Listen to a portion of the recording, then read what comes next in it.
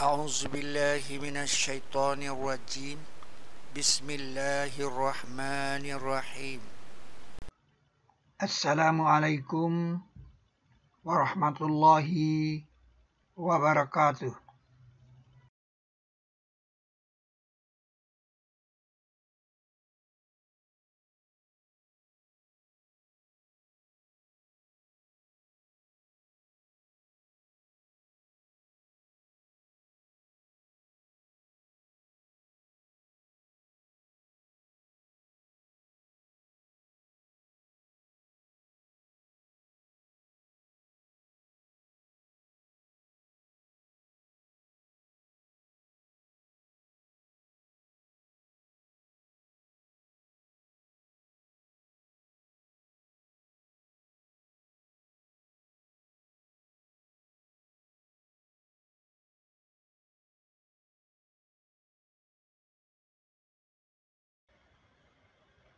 Di dalam surat ke-6 ayat 59 ada dikamuskan kata kering. Dalam konteks kalimat tidak biji yang basah dan tidak yang kering. Kering itu ya bisin, ya bisu. Itu kamus pertama kata kering. Ya bisu. Ya, kata kering kedua itu adalah pada mimpinya raja di Mesir. Nah, salah satu kata-kata dia itu dalam mimpinya itu dia bilang 7 tangkai yang hijau, ya hijau, dan yang lainnya sudah kering. Dan yang lain ya bisa. Nah, itu dua kata kering dalam Al-Quran yang mengkamuskan kata kering. Pertanyaannya adalah untuk apa kering itu perlu dikamuskan? Dibangun fenomenanya. Endingnya adalah laut yang suka kering. Laut yang suka kering. Bahari ya basah. Bukan laut kering, tapi laut itu suka kering dia. Kalau subuh-subuh dia kering, nah, tapi kalau matahari udah terbit, udah penuh lagi lautnya. Nah, ini pernah saya alami di waktu pergi ke pantai air manis itu. Kita pagi kita sampai itu, kata guru saya, itu kita bisa jalan ke pulau itu. Tapi nanti kalau matahari udah terbit, jalan itu sudah tertutup oleh air. Jadi saya punya pengalaman. Laut yang kering, yang suka kering. Jadi untuk apa dikamuskan kata kering dalam Al-Quran? Ya untuk ini, untuk laut yang suka kering ini. Nah, surat ke-20 ayat 77 itu bagian A itu kan Nabi Musa mendapat wahyu. Auhayna ila Musa. Kami wahyukan kepada Musa. Nah, bahwa berjalanlah. Nah, asri. Jadi bahwa berjalanlah hamba-hambaku. Nah, itu di waktu malam. Karena bahwa berjalan ini, asri ini artinya berjalan malam.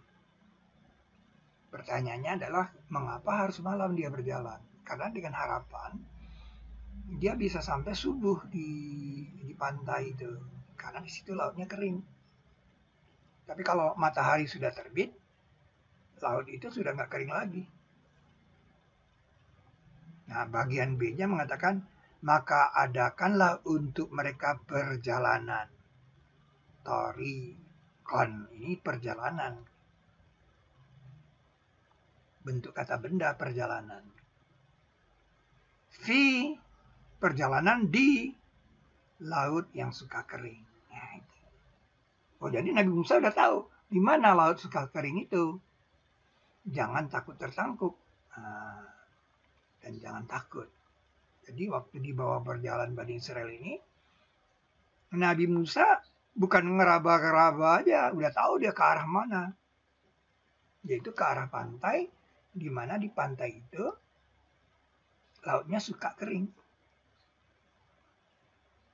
Nah, itu di sini dia. Di sini, maka itu desa ini namanya Mesir karena orang yang di sini suka bolak-balik ke sini.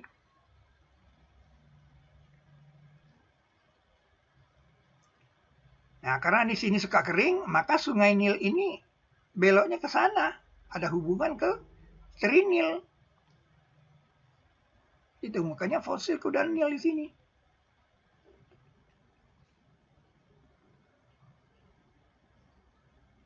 Jadi Nabi Musa itu berjalan, sudah tahu dia harus ke daerah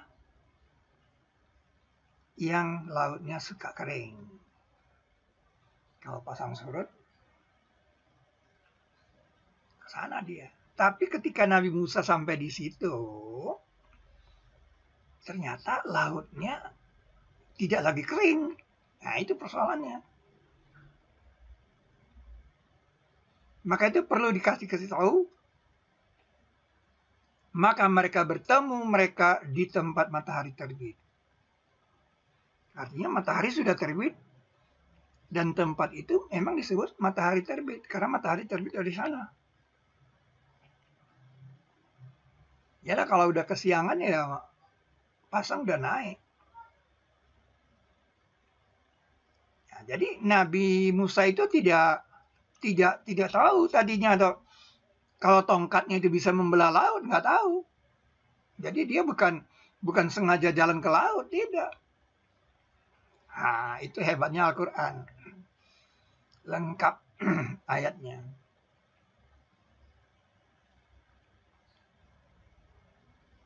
Nah, itu dia kan. Maka itu Anda harus mengkoneksikan ini dengan Gunung Padang. Karena Gunung Padang itu adalah monumen Khatulistiwa. Miring Khatulistiwa. Karena Khatulistiwa itu dulu begini. Nah, bumi berputar ke sana, berarti matahari terbitnya memang dari Pulau Jawa ini. Jadi tempat matahari terbit itu memang di sana. Atau negeri kita ini juga memang disebut sebagai negeri tempat terbit matahari. Jadi mereka memang bertemu di tempat terbit matahari. Nah, maka itu ada ayat yang mengatakan, dan kami dekatkan ke sana yang lain. Jadi ketika pasukan Fir'aun itu sudah mau sampai, karena sudah melihat satu dengan yang lain, lempengan tektonik Afrika ini didekatkan ke sana. Termasuk Pulau Kreta. Kata kereta ini kan kata di Nusantara. Mana ada orang-orang di sana tahu kereta? Bahasa apa kereta itu? Nah, makanya si Santos mengatakan orang-orang di Pulau Kreta ini meniru kebudayaan Jawa. Kata kok bisa dia tiru? Orang memang karena mereka pernah di sini dulu. Nah, kami dekatkan ke sana yang lain. Jadi pasukannya Fir'aun itu tidak pernah sampai ke rombongan Nabi Musa. Tetap dia mundur terus. Nah, ini yang tidak ada di cerita lama. Di cerita lama ini tidak ada. Kalau Anda punya teori ke Laut Merah, lempengan tektonik yang mana yang bergerak? Al-Quran sudah turun. Jangan lupa. Al-Quran menyalahkan teori lama itu. Nah, itulah alasannya ada desa Mesir di Pulau Jawa. Ada desa Mesir di Lampung. Bahkan ada gunung Mesir di Bengkulu. Ini cerita besar dan ini merubah sejarah dunia. Dan mungkin juga akan merubah konflik Israel-Palestina. Ini dunia, saudara. Bukan di karang-karang. Nah, kita sudah memproklamirkan bahwa Khatulistiwa dulu pernah lewat di sana, dan Gunung Padang itu adalah monumen Khatulistiwa. Tanggal 8 bulan 11 2020, jangan lupa. Kita sudah mendeklarasikan itu. Jangan Anda jadi orang yang ketinggalan zaman. Dan itu sudah kita ketahui, kutub utaranya di sana. Nah, itulah alasannya Afrika akhirnya larinya ke sana, lari ke kutub utara.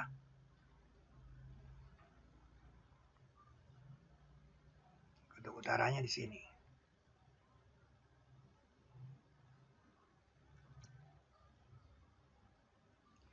Maka adakanlah untuk mereka, doroba ini kan adakan atau buat,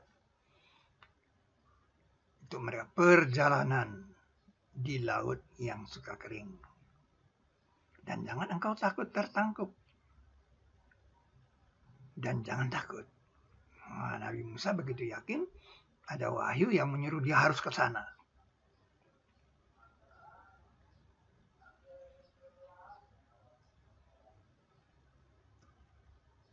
Itu dia. Di Mesir, laut yang suka kering. Piramida dan saksi lainnya adalah fosil kuda Nil.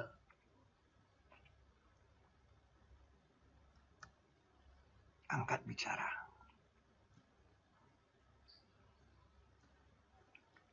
Nah, ini kan peta dunia pertama yang dibuat secara foto dengan satelit ruang angkasa nih kan. Potret bumi pertama. Jadi peta bumi pertama yang dibuat secara foto. Yang difoto pada iklim yang sama per 4 km. Ini saya dapatkan dari National Geographic November 1992 nih. Begini peta bumi. Peta bumi itu secara mendatar seperti ini transformasinya.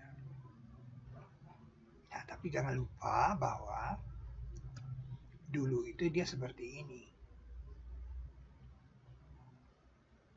Dulu itu dia seperti itu. Nah, itu yang dikatakan antara. Pulau-pulau di sana kan namanya Nusa. Pulau-pulau kan artinya Nusa. Jadi pulau antara. Nah, itu yang dikatakan Nusantara. Nah, selama ini kita bilang itu Nusantara, antara siapa dia? Nggak pernah tahu kita Nusa. Terlalu kecil kalau dibilang antara Asia dan Australia. Atau bicara dengan karakternya barang yang mati. Ini luar biasa. Barang yang mati itu harus bicara. Apa itu barang yang mati? Nah, itu dia fosil. Fosil kuda Nil angkat bicara. Fosil kuda Nil ini ditemukan di Trinil oleh penduduk. Dan fosil dua sendal di Utah ditemukan oleh William Master tahun 68. Ini luar biasa, saudara. Nggak usah Anda dustakan ini. Dan ini untuk dunia, untuk penduduk bumi. Nah, Nabi Musa itu dia ke mata air Madian. Nah, di situ mata air Madian. Kemudian dia dipanggil oleh orang tuanya, wanita itu memanggil dia. Nah, dia tinggal 10 tahun di situ, di Madian. 10 tahun. Nah, kemudian dia pasti menjauhi. karena dia takut dibunuh. Nah, sampailah dia di sana, di Juta dia disuruh buka sendal. Nah, di situ ada perintah dia harus kembali ke Mesir. Kembali dia ke Mesir. Mesir tempo dulu. Itu dia.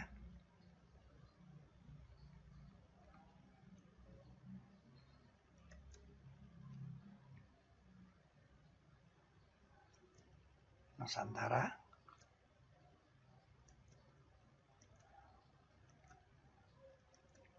Ceritanya tidak akan sempurna kalau Jibal tidak berjalan.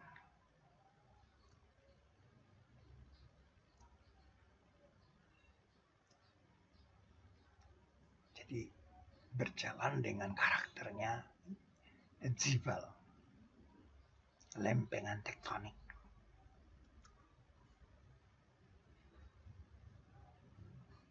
Jadi setelah didekatkan ke sana yang lain, nah setelah itu, setelah ditenggelamkan Firaun dan tentaranya, nah berjalanlah Jibal itu. Ya, berjalan Jibal,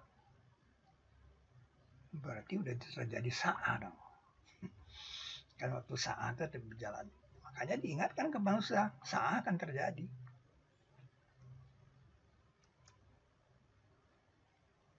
Nah, luar biasa kan?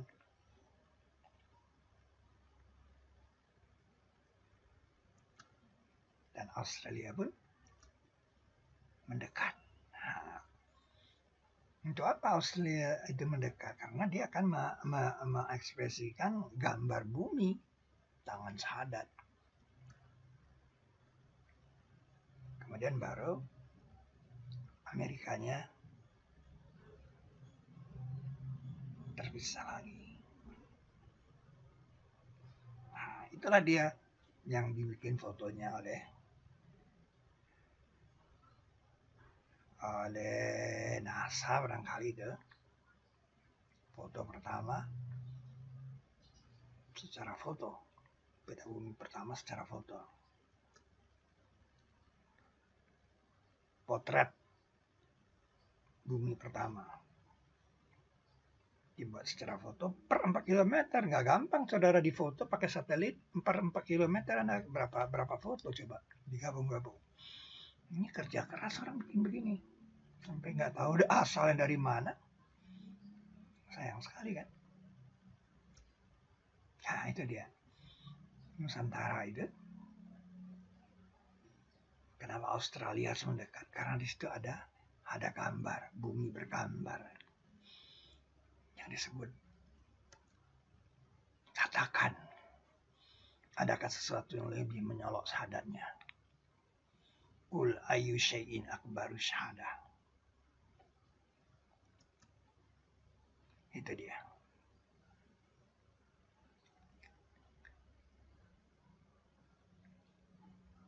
Qul ayyu syai'in akbaru syahadah. Jadi bicara sudah barang yang mati, fosil kudanya di Trinil, Pulau Jawa, dan fosil 2 sendal di Utah.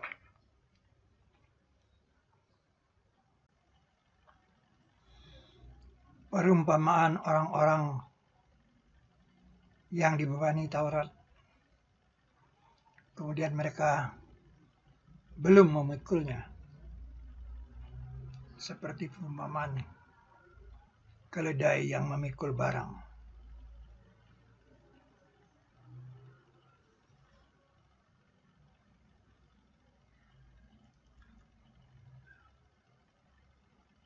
Bagi orang-orang yang berbuat kebaikan itu disediakan kebaikan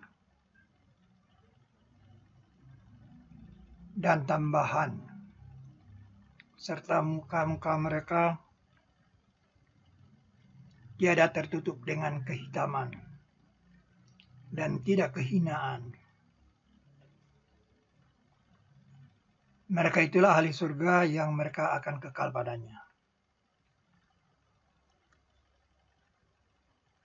Dan bahwa kamu bersedekah itu lebih baik bagi kamu jika kamu mengetahui.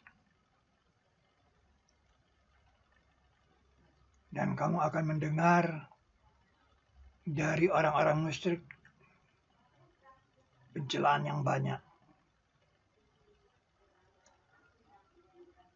Dan kecelakaan bagi orang yang musyrik, orang-orang yang tidak memberi zakat. Setan itu menakuti kamu dengan kekurangan. Katakan, adakah sama mereka yang tahu dan mereka yang tidak tahu?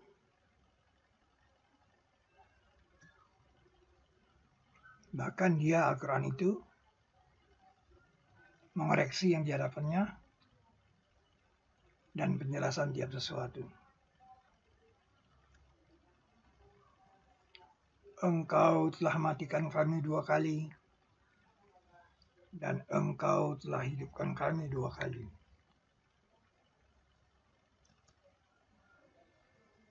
Dan hari ditiup pada trompet,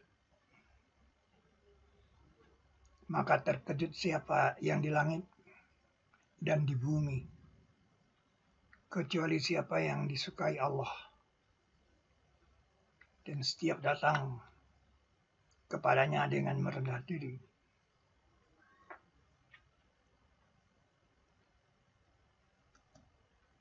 Dan mereka aman dari keterkejutan hari itu. Allah yang menurunkan kitab dengan karakter lengkap dan mizan. Dan tidak engkau tahu, barangkali saat keruntuhan itu sudah dekat.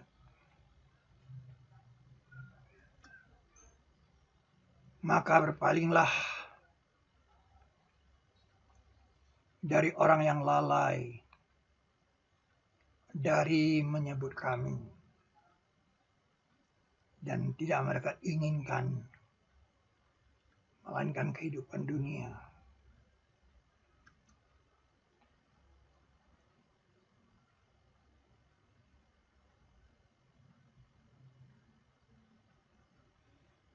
Barakallah bagi mereka yang mendorong gerobak.